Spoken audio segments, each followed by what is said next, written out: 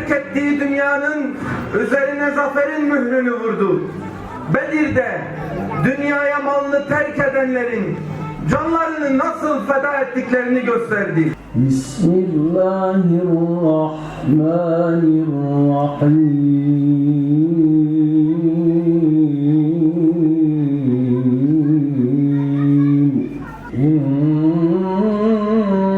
İnnallâhe işterâ minel mu'minîne enfusahum ve emvâlehum bi enne lehumul cennet ve mevlâkum fe ni'mel mevlâ. Peygamberin gözleri ona takıldığında tarih şahitti. Nereye döndümse seni gördüm nesibe. Bu söz onun için en büyük şeref madalyasıydı. Ta ki La ilahe illallah sözü kalbinin en kuytu odasına bir şimşek gibi düşene dek. İşte o an sahip olduğu her şey aslında hiçbir şeydi.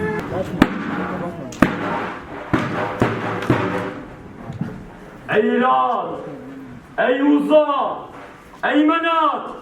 Muhammed'in taraftarları gittikçe artıyor. Bu olanları görmüyor musunuz?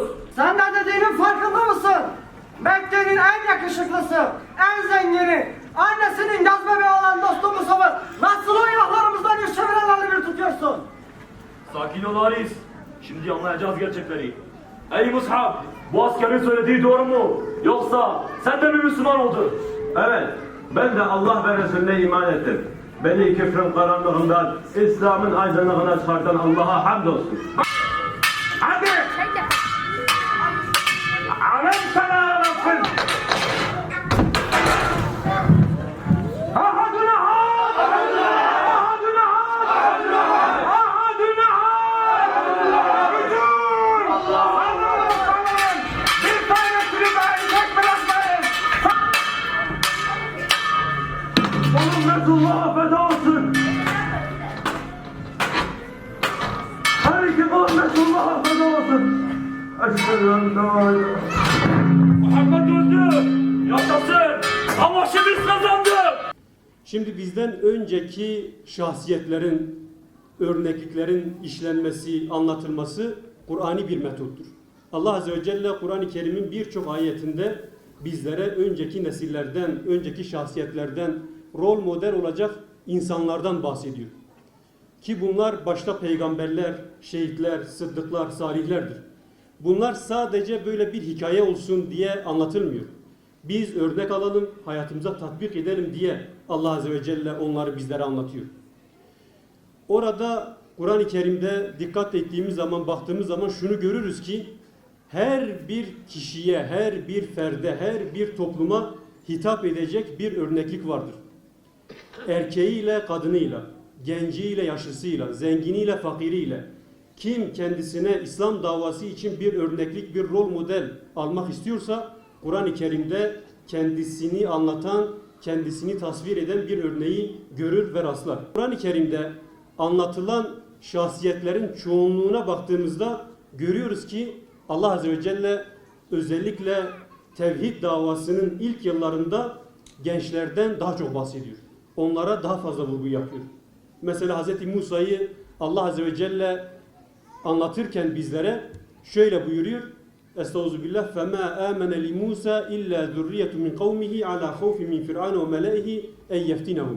Hz. Musa peygamberlik davasıyla İslam davasına, tevhid davasına başladığı zaman Firavun'un ve onun adamlarının kendilerine işkence etmesi korkusundan dolayı kavminden ilk başta sadece bir avuç genç iman etti diyor.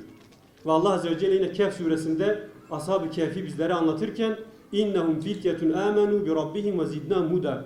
Onlar Rablerine iman eden bir grup genç idi ve biz onların hidayetini arttırdık diyor.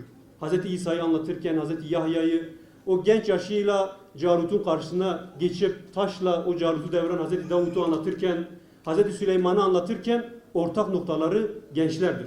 Ve Siyer'e geldiğimizde Peygamber Efendimiz Aleyhisselatü Vesselam'ın o peygamberliğin ilk yıllarında Mekke'nin o ağır işkence yıllarında yine bakıyoruz ki aynen Kur'an'da, sünnetullah'ta olduğu gibi ilk başta Peygamber Efendimiz Aleyhisselatü Vesselam'ın etrafında gençler toparlanıyor ve gençler ilk önce ona iman ediyorlar.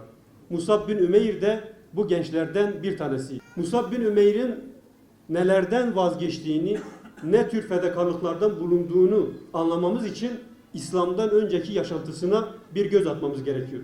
Musab bin Ümeyr, kıymetli kardeşler, Musab bin Ümeyr Mekke'nin en zengin ailelerinden birine mensuptur.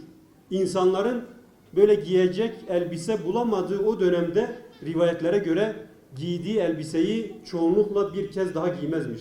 Annesi onu çok seviyor. Hatta kıyafetlerini, giyeceği papuçları ve kullanacağı kokuları özel olarak Yemen'den getirtiyor. Musab bin Ümeyr bir yerden geçerken oradan Musab bin Ümeyr'in geçtiği belli olur. Çünkü onun kullandığı kokuyu sadece kendisi kullanır, onun dışında hiç kimse kullanmaz. Musab diyor, Abdülmuttalib'in yetiminin dinine tabi olmuş ve Müslüman olmuş diyor. Annesi bunu duyunca küplere biniyor. Musab bin Ümeyr eve geldiği zaman önce ikna etmeye çalışıyorlar. Dininden dönmesi için böyle ikna ile onu vazgeçirmeye çalışıyorlar. Fakat Musab o zamanın parolası olan ve daha çok Bilal-i Habeşi'nin dilinden duyduğumuz ahad ahad diyor. Allah'tan başka ilah yoktur, Allah birdir diye söylüyor. Bunun fayda sağlamadığını görünce bu sefer Hünas binti Malik annesi o çok sevdiği oğlunu hapsediyor. Ve imanından dönmediğini görünce birilerini tutup ona işkence ettiriyor. Kırbaçlatıyor. Kanravan içinde kalıyor Musab bin Ümeyr. Ve sonrasında Musab bin Ümeyr'i karşısına alıp şunu söylüyor ona. Biz zengin bir aileyiz. Ya bu servetin ya da Muhammed'in sallallahu aleyhi ve sellemin dini. İkisinden birini tercih et diyor. Ve Musab bin Ümeyr hiç tereddüt göstermeden İslam'ı tercih ettiğini, Peygamber Efendimiz'i tercih ettiğini annesinin yüzüne söylüyor ve o şekilde oradan ayrılıyor. Tabi bunu anlatırken kıymetli Müslümanlar, Hünas binti Malik dedik, Musab bin Ümeyr'in annesi dedik. Hepimizin içinde eminim ona karşı böyle bir antipati, böyle bir hoşnutsuzluk, böyle bir nefret oluşmuştur. Ama maalesef şöyle dönüp de bir kendimize baktığımız zaman acaba bizler de çoğu zaman Musab bin Ümeyr'in annesi olan Hünas binti Malik'in yaptığını yapmıyor muyuz diye kendi hayatımızı gözden geçirmemiz gerekiyor. Evlatlarımız dünya ve ahireti tercih etme noktasında bir yol ayrımına geldiklerinde acaba biz evladımıza hangisini dikte ediyoruz? Dünyalık bir iaşeyi sağlamak amacıyla ya da okuldaki bir başarısı için söz konusu olduğunda bizler evlatlarımızı daha çok dünya tarafına mı sevk ediyoruz yoksa ahiret tarafına mı sevk ediyoruz diye kendimizi kontrol etmemiz gerekiyor. Bir muhasebe etmemiz gerekiyor. Çünkü maalesef toplumda özellikle Müslüman olan, bilinçli Müslüman olan insanların dahi bu konuda sınıfta kaldıklarını görüyoruz. O çocuğumuz günde 1 saat ders çalışmadığı zaman baskı kuruyoruz. Hoşnutsuz olduğumuzu ifade ediyoruz. Ama o çocuğun bir vakit namazı geçtiğinde aynı hassasiyeti göstermeyebiliyoruz. Musab bin Ümeyr'in annesinin yaklaşımından uzak durmamız lazım. Allah Azze ve Celle'nin izni ve inayetiyle Musab bin Ümeyr'in taşıdığı ve yere düşürmemek için her şeyini feda ederken son bir çırpınışla pazların arasına aldığı o sancak kıyamet gününe kadar dalgalanacaktır ve Müslümanlar için bir izzet, bir şeref sembolü olarak kalacaktır.